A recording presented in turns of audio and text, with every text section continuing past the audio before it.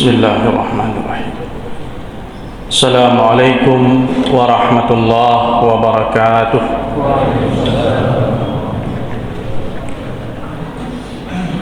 Alhamdulillah bini'matihi tatimmu salihat. Asyhadu an la ilaha illallah wahdahu la syarika lah. Wa asyhadu anna sayyidana Muhammadan abduhu wa rasuluh. Allahumma salli wa sallim ala nabiyyina Muhammad wa ala alihi wa sahbihi wa man ihtada bihadihi wastanna bi sunnatihi ila yaumiddin, amma ba'd. Para alim ulama yang kami muliakan, para jamaah kaum muslimin wal muslimat, jamaah isya, tarawih dan witir yang dirahmati Allah subhanahu wa ta'ala. Alhamdulillah, senantiasa kita bersyukur memuji Allah azza wa jal. Kita masih diberikan kemudahan melaksanakan berbagai rangkaian ibadah di bulan Ramadan. Mudah-mudahan kita semua menjadi hamba-hamba Allah yang bertakwa. Amin ya rabbal alamin. Dan ketakwaan yang kita harapkan bukanlah hanya ketakwaan pribadi saja, tapi ketakwaan yang sifatnya kolektif. Keluarga kita menjadi keluarga yang bertakwa, masyarakat kita pun menjadi masyarakat yang bertakwa, sehingga kita hidup dalam suatu iklim lingkungan yang baik, yang senantiasa hidup dalam ketaatan kepada Allah subhanahu wa ta'ala. Dalam Al-Quranul Karim surah At-Tahrim ayat 6, Allah subhanahu wa ta'ala memerintahkan kepada orang-orang yang beriman untuk menjaga diri mereka dari api neraka dan menjaga keluarga mereka yang menjadi tanggungan mereka. Jadi perintah Allah ini tidak hanya untuk pribadi seseorang, tapi juga harus dilaksanakan kepada orang-orang yang menjadi tanggung jawab kita. Allah subhanahu wa ta'ala berfirman, a'udzu billahi minasyaitonir rajim, ya ayyuhalladzina amanu qu anfusakum wa ahlikum nara waquduhan nas wal hijarah 'alaiha malaikatun ghiladun shidadun la ya'suna Allah ma amarahum wa yaf'aluna ma yu'marun. Wahai orang-orang yang beriman, peliharalah diri kalian dan keluarga kalian dari api neraka. Sahabat Nabi Ali bin Abi Thalib mengatakan, memelihara keluarga dari api neraka artinya memberikan pendidikan kepada mereka, mengajarkan mereka tentang Islam. Ali mengatakan radhiyallahu anhu, allimuhum wa addibuhum bi adabil Islam. Jadi supaya kita tercegah dari api neraka, supaya keluarga kita terhindar dari api neraka, maka prosesnya harus dilalui, harus diupayakan dengan sungguh-sungguh, yaitu dengan cara belajar dan memberikan pendidikan yang baik, tarbiyah Islamiyah kepada keluarga kita, pada anak-anak kita khususnya, sehingga mereka mengerti tentang agama ini, mereka mengerti tentang halal dan haram, mereka mengerti tentang apa saja kewajiban-kewajiban mereka dalam kehidupan ini, sehingga mereka dapat melaksanakan perintah Allah dan menjauhi segala larangan-larangan Allah. Jadi tidak mungkin seseorang bisa selamat tanpa melalui proses belajar atau menuntut ilmu. Maka menuntut ilmu ini menjadi suatu kewajiban dalam setiap hal, dalam setiap kesempatan, Ketika seseorang ingin salat, itu wajib dia menuntut ilmu supaya salatnya sah, salatnya diterima oleh Allah. Ketika dia ingin berpuasa, wajib dia menuntut ilmu tentang puasa itu supaya puasanya sah dan diterima oleh Allah Subhanahu wa taala. Sampai-sampai ketika orang ingin berniaga, para ulama mengatakan ingin melakukan transaksi jual beli, dia pun harus belajar ilmu tentang halal dan haram. Mana transaksi yang boleh, mana yang tidak boleh, mana yang mengandung riba, mana yang tidak mengandung riba.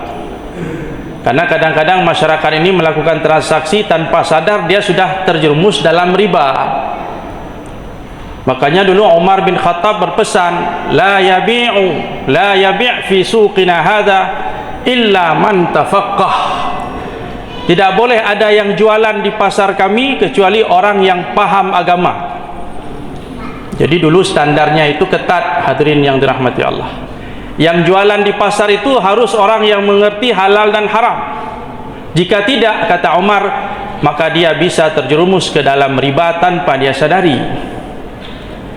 Jadi ini tugas kita bersama, tugas pemimpin juga. Bukan sekedar memastikan rakyatnya bisa makan, tapi seorang pemimpin harus memastikan bahwa rakyatnya itu bisa makan yang halal. Kalau sekedar bisa makan, mungkin semua orang bisa. Tapi persoalannya yang dimakan oleh rakyat ini apakah halal atau haram? Maka seorang pemimpin punya tugas menciptakan satu tatanan, satu sistem yang menjamin bahwa rakyatnya ini bisa makan yang halal, sehingga rezeki yang dia bawa pulang ke rumah itu dari sumber yang halal. Dia nafkahi istri dan anaknya dari sesuatu yang halal, sehingga terbangunlah sebuah kehidupan rumah tangga, keluarga Islam yang hidup dengan yang halal. Hadirin kaum muslimin yang dirahmati Allah Subhanahu wa taala. Setiap kita adalah pemimpin, kata Nabi, kullukum ra'in wa kullukum mas'ulun an ra'iyatih. Setiap kita adalah pemimpin dan setiap pemimpin akan diminta pertanggungjawaban oleh Allah. Minimal setiap kita pemimpin di rumah tangga kita masing-masing. Dan keluarga kita itu, anak istri kita itu amanah dari Allah, yang harus kita didik, kita bawa mereka di jalan Allah Subhanahu wa taala. Kita ajak mereka mengikuti jadwal Allah. Kita punya jadwal, Allah punya jadwal. Geser jadwal kita, ikut jadwal Allah. Kapan saatnya salat, salat. Kapan saatnya berpuasa, berpuasa. Ketika sudah tiba masa berzakat, berzakat. Berhaji, berhaji. Ikut jadwal Allah. Kalau kita hidup dengan jadwal Allah, insya-Allah hidup kita akan berkah. Hidup kita akan penuh dengan rahmat.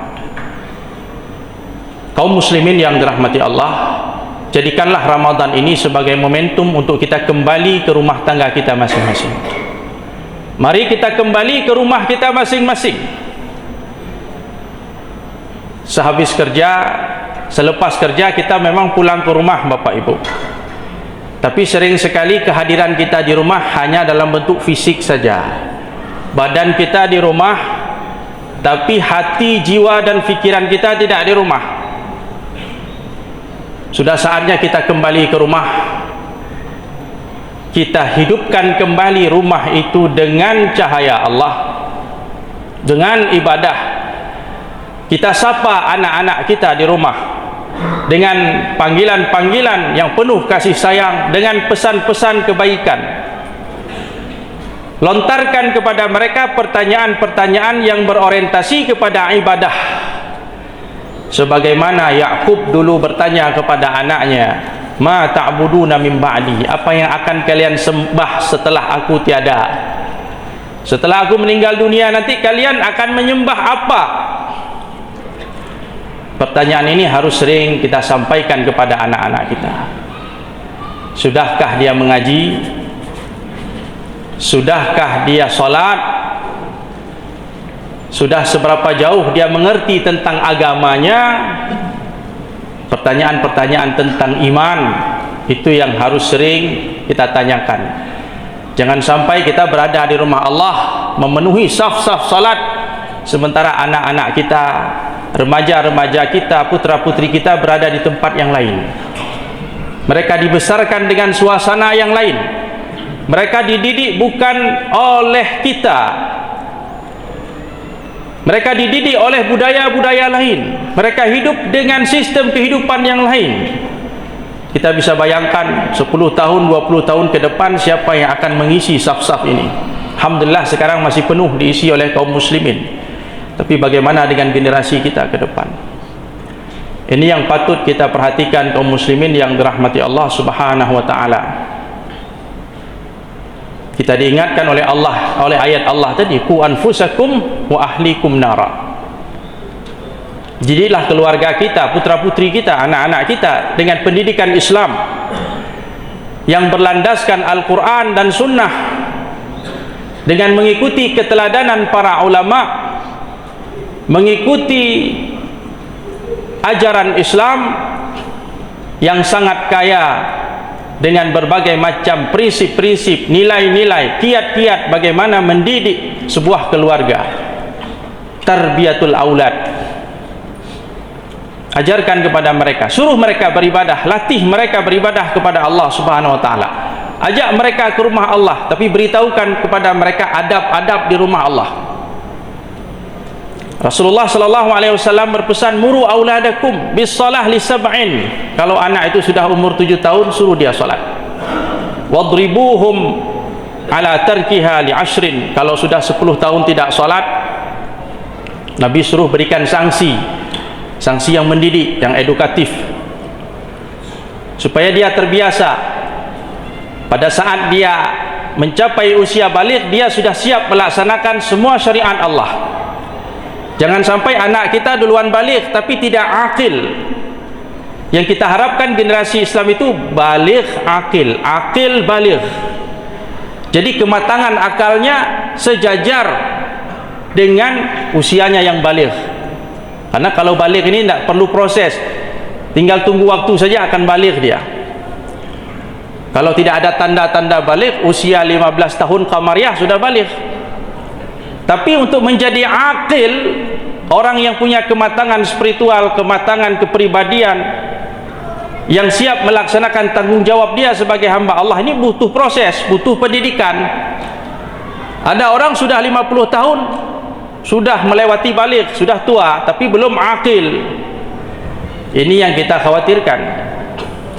Karena dalam Islam itu tidak ada fase peralihan, itu tidak ada. Masa kanak-kanak, masa remaja, masa dewasa itu tidak dikenal. Dalam Islam itu masa kanak-kanak, masa dewasa. Kalau sudah baligh, sudah dewasa.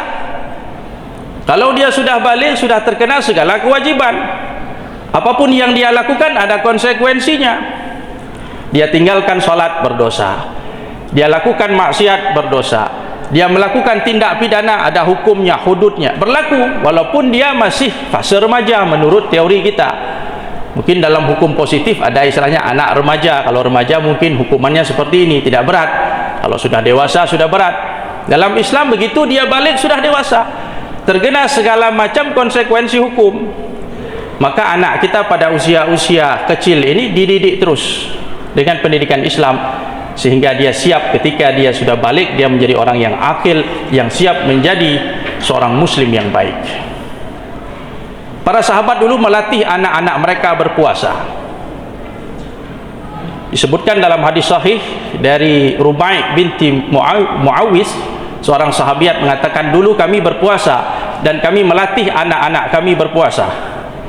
Ketika mereka meminta makan kepada ibunya, ingin berbuka karena sudah merasa lapar, kaum ibu pada zaman itu, para sahabiat membuat mainan-mainan untuk menghibur anak-anak mereka supaya tidak minta berbuka. Jadi sudah dilatih berpuasa. Bahkan para sahabat dulu, seperti yang dituturkan oleh Sayyidah Aisyah radhiyallahu anha, mereka menyiapkan hadiah-hadiah untuk anak mereka ketika anak mereka mau beribadah kepada Allah, mau sholat, mau berpuasa. Ibrahim bin Adham dulu dididik oleh ayahnya. Kata ayahnya, kalau kamu bisa menghafal satu hadis, saya berikan 1 dirham. Satu hadis akan diberi jajan 1 dirham. 1 dirham itu sekitar 70.000 uang kita. Kalau bisa 1 hadis, kata ayah Ibrahim bin Adham, saya berikan 1 dirham. Jadi begitulah salafus saleh dulu memotivasi anak-anak mereka untuk beribadah kepada Allah Subhanahu wa taala, sehingga mereka menjadi anak-anak yang soleh.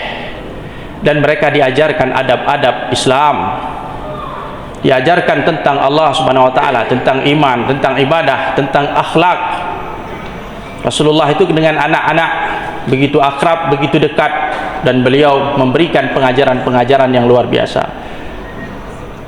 Anak tiri Nabi namanya Salamah, ya. Ketika dia makan, dia belum mengetahui adab tentang makan. Dia makan dengan tangan kanan, dengan tangan kiri, tidak mengerti tentang adab. Kemudian Nabi menasihatinya, ya bunai, samillah, wahai anakku. Panggilannya pun panggilan lembut, sebutlah nama Allah. Wa kul biyaminik, makanlah dengan tangan kanan. Wa kul mimma yalik, dan makanlah makanan yang ada di depanmu. Jangan congok, ya, jangan serakah, jaga adab-adab ketika makan. Jadi kepada anak-anak kita itu diajarkan supaya mereka tumbuh besar dalam suasana ibadah. Dan jangan lupa pesan yang pertama tadi, bahwa untuk mendidik keluarga itu harus dibangun di atas halalan thayyibah.